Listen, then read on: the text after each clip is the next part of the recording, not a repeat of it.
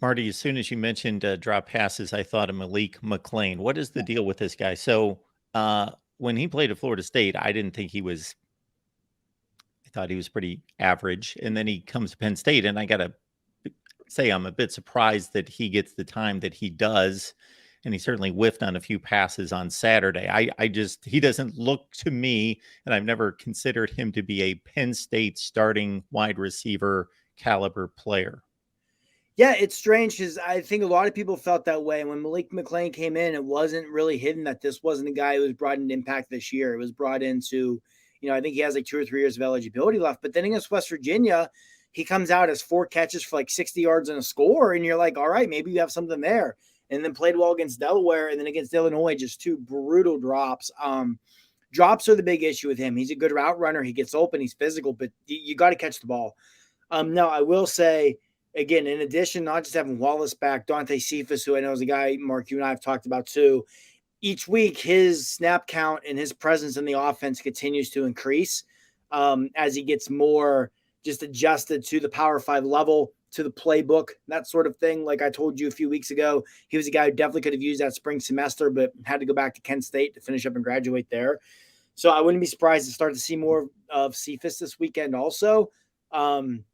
But yeah, McLean is definitely an enigma because all the physical tools are there, but you got to catch the football. And those 2 drops against Illinois were brutal because they were first drive of the game, first drive of the second half.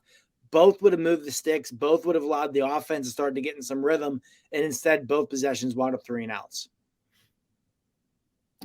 I just want to make a comment real quick, and that's in regards to your comment, Marty, about Phil Parker. I made a comment earlier about the Iowa defense, and I think the lumps that could possibly help them that they took against Western Michigan. I think you probably say the same thing about Penn State. I didn't watch that game back. I'm going to try to watch a condensed version of it this week before I publish my preview. But, I mean, if there were things, it sounds like maybe their run defense wasn't the best. Their pass offense was up and down. I mean, that's an opportunity to get things cleaned up before a bigger game. If you can learn from mistakes in a blowout victory, what better way to learn from mistakes? So I don't know if that's consistent with how you feel.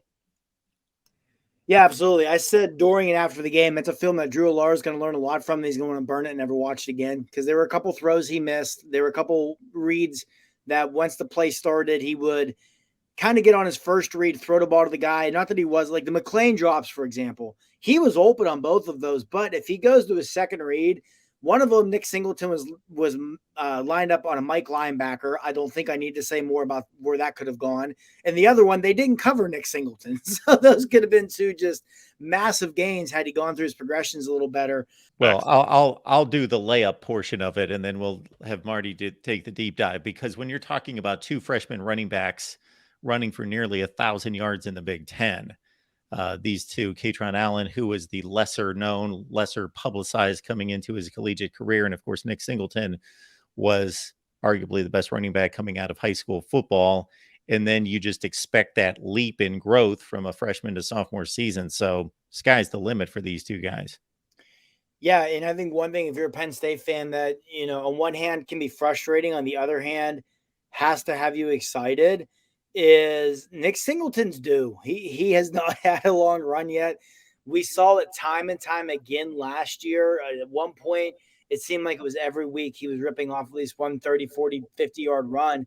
He hasn't had one yet. And whiteouts are a different animal. These things happen in whiteouts where even against a good defense, we've seen it against Michigan plenty of times. We've seen it against Ohio State where just there's that slightest little hole and you hit it and the crowd starts going and it's off to the races. So, Katron Allen, it's not taking away from Allen because Allen is a very good back. Like Allen is going to be a very good NFL running back for a long time, but he doesn't have that home run threat that Nick Singleton does. And Allen is just going to consistently give you 5-6 yards per carry. His greatest asset is his ability to use his vision, use his jump cuts. His jump cuts are things of beauty and make defenders miss and go. But yeah, I feel like Nick Singleton is due for one, and I'm not going to be surprised if he gets it this weekend, especially in this atmosphere in front of this crowd. As of now, the weather forecast for Saturday night, it depends where you look. Some places say it's fine. Some other places here locally are saying maybe up to half an inch to an inch of rain throughout the day on Saturday into Saturday night. So obviously, if that happens, the running attacks become even more important. But yeah, I feel like Nick Singleton is due for one. And just knowing the nature of a whiteout crowd, I'm not going to be surprised if he gets it this Saturday, because these running backs have been good this year. Don't get me wrong, but I feel like they've almost felt like a disappointment, whether they have been or not. I think that's just because expectations were so high coming into the year. And you get the feeling as a Penn State, just someone who watches this team, a fan of it, covers it, whatever it is, that they're due this Saturday for at least one big run of some sort, probably from Singleton.